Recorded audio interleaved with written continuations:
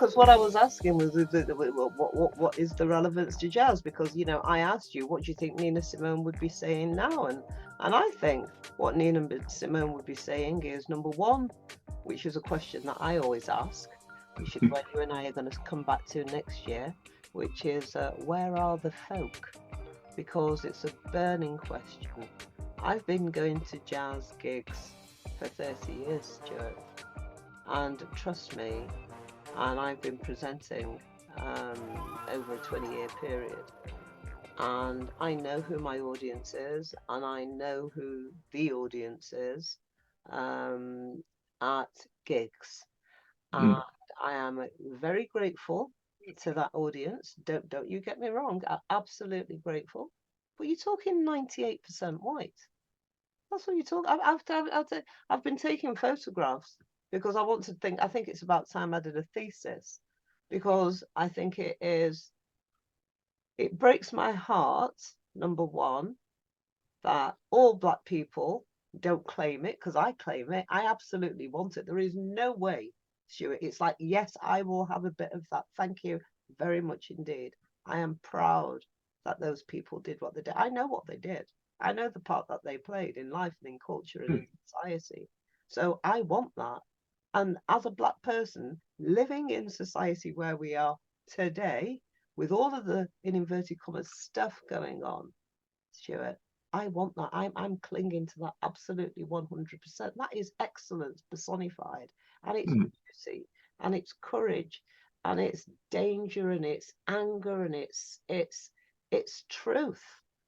And this is, what I think. This is what I feel about jazz, and this is why I say jazz. It's jazz R&B. So I'm very cheeky. I say I play you the very best of the old, the new, the borrowed, and the blues, all in a jazzy vibe, which means, is anything, good King Wenceslas. Well, obviously, that's Little Girl Blue.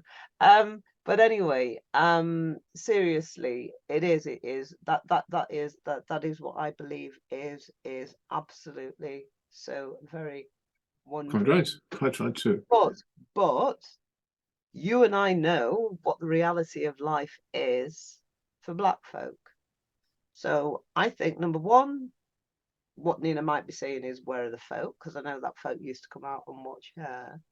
But I think she would be saying, she's still singing, I wish I knew how it would be to be free. It's the same song, Stuart. It's the same song. Yes. I think you have a point there. As I say, it's impossible to second guess, but she was politically motivated, and quite right too, through the horrendous goings on in the civil rights struggles, and the sad thing is, we've still got a 21st century of 20th century problems, and and society doesn't look as if it's learning. History is doomed to repeat itself, simply because people don't seem to be interested in learning from what has gone on to help improve other people's lives. It's always about the self, and this is a perennial problem of a capitalist society.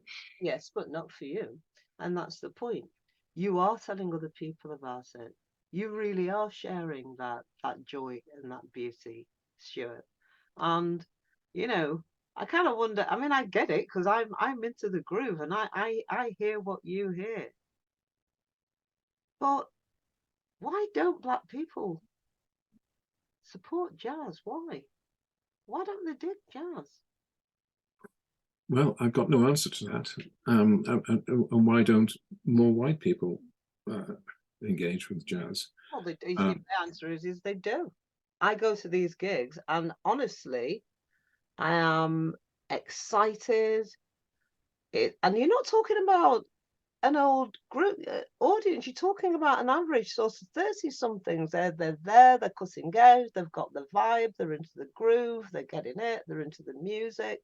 They're kind of this, an immersive experience. You and I, Stuart, would call it going to a gig, but this immersive experience. But they are absolutely into it, and I love them because of it, because I want our music to thrive. I want it to grow. I want it to carry on, you know? But life is difficult. Life is different. And you Well, I talk think about one of the great problems but we've got in this talk country is that the Stuart, may I governments say, are may, not funding the music to the extent that they should do. They've may, completely withdrawn from I their know, responsibility for the arts, which include music, which includes jazz. And may I just say something for 1 second, and then we'll come on to music education. You talked about Nina Simone being courageous, okay? You talked about her being courageous in terms of speaking out, and obviously, we could, we would need another program to look at, about another 6 programs to look at the things that you and I have touched on today. But you doing what you did, and you doing what you do, Stuart, and with the love and care that you do it, I think is courageous. I think it's an expression of love. You are an educator, but I don't think you're an educator because you think you know it all. I think you're an education because you love it. Um, and it's important, and it's important that it continues. So there you go. There's another round of applause for you. I mean, I'm not wrong, am I? well, I do have to put my hand on my heart, and I always do feel that it's a question of wanting to share, um, the joy of the music, the passion of the music, the pain of the music, um, and uh, and trying to, I think, open doors. Because one of my books, which is this one here, um, which is very reasonably priced at £9.99. Quite right too. Is this the Yes, one with the jazz day? and basically that is me trying to engage people in jazz, and uh, a friend of mine who teaches at the New School in New York, in Manhattan, said that, what did he say? He said something to the effect that, um, oh yes, the text is enlightened and lightning, enough to make experienced jazz fans listen with fresh ears. And that's what I was trying to do, trying to open doors not just to people who want to get into jazz, and this is my little uh, way of trying to open doors for people, but also trying to establish fans, because people, one thing about jazz fans is they can be a little bit dogmatic, dare I say it. I like this, I like this, I know what I like, and it's just trying to, share my enthusiasm in music and say, well, look, have you considered this? Have you considered this? Why don't you give this a go? And I do a little sort of a playlist at the end of each chapter, sort of highlighting stuff which is not trying to show off my knowledge of music, but trying to alert people to music they may not have listened to, that is exceptionally engaging, and hopefully, if they listen with open ears, that will sweep them away.